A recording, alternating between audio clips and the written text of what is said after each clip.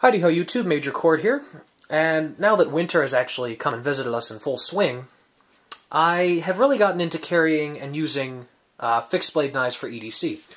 And some time ago I picked up this KaBar Johnson Adventure Piggyback with the intention of using it as a neck knife, because I wanted to try out and get into using neck knives.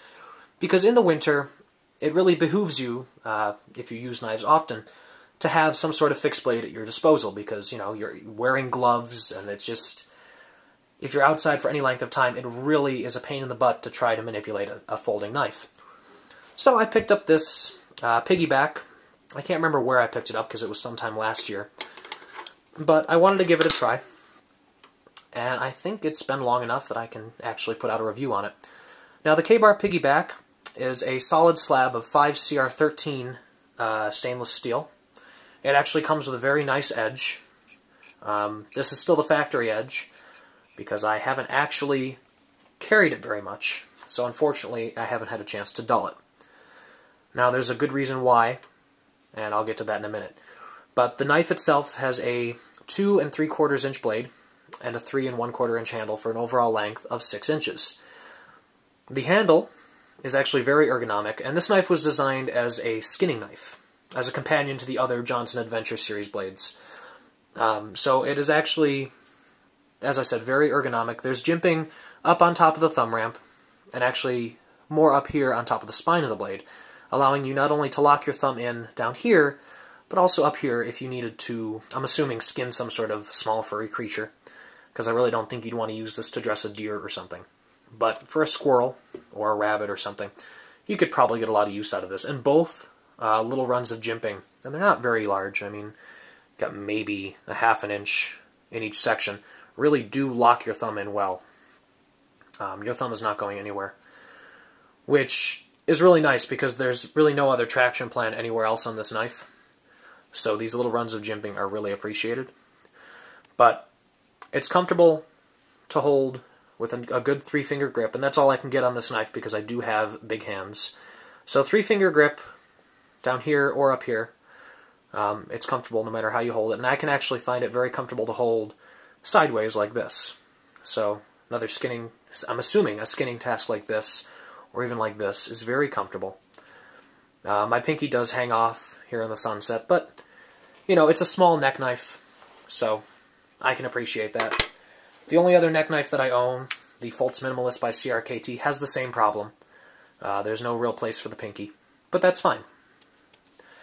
So, it's a very comfortable knife to use, and you could also cord wrap the handle if you so please to fill it out more, because it is a very thin knife. The stock is probably only maybe 1/8 of an inch, slightly more, I'm not sure, because I did not take the time to measure it. I'll be brutally honest. But it's a very nicely constructed. Obviously, it's nicely constructed. It's a solid piece of steel. Good going. The only stamping on the blade is the Johnson Adventure and KaBar logo. And on the reverse side you have some sort of identification number and China. So, that's the knife itself. Weight, I don't have an exact measurement because I don't own a scale, but I'm going to ballpark it at about 2 ounces, probably less. It's very lightweight. If you were to employ this as a neck knife, you would not notice that it's there. It basically does not exist. So the sheath is a single piece of molded thermoplastic. It's very simplistic. It reminds me of the covers that kitchen knives come in, those slip covers. It's very simple. There's one mounting point for cordage, and it does not look big enough to me that it would fit 550 cord. You could probably get hollowed out 550, but if you want to do full 550 with the core still in it, you probably couldn't fit it through. And I don't know how sturdy that'll be over time. Seems like it might be a bit flimsy. But for the price, I'm going to say it's an okay sheath. However, I do have one caveat to this, and that is the retention. The retention for this sheath is absolutely horrible. If you were going to store this in a pack or a bag, it would be fine. It's not going to come off in storage like that. However, there's no real positive retention or detent. I mean, the only thing you got are these two little tabs that hold, here we go, that hold the blade tang in down there. And as you can see, mine is cracked. And that is because the way they want you to first deploy the knife when you open it is to actually break the sheath. It comes with a tab on the opposite side of the tang, so the knife is actually locked into the sheath. And you need to pull and break that tab off. And in doing so, you actually do crack the sheath open. Now, I could probably put some super glue on there and just close it for good, but the problem is I should not have to do that. And I might do that, I might actually super glue it and see if that improves the retention. However, it just seems very unnecessary to me. This sheath is crap. Now, you could argue that you could make a Kydex sheath for it, or, you know, fine leather sheath, something like that, and that's good. If you have the materials to do that, and the know-how to do that, do it. And this knife would be a very viable carry option. It would make a wonderful neck knife. But for me, that's really not something I can do, because it would turn this $8 knife into a $20 knife. I mean, Kydex is an expensive material, and taking the time to learn how to make a Kydex sheath costs money in material wasted, because I'm going to screw it up. You know, it's a learning process. And having someone make a sheath for this knife is going to cost a good $20-some-odd. So that turns this $8 knife into about a $30 knife.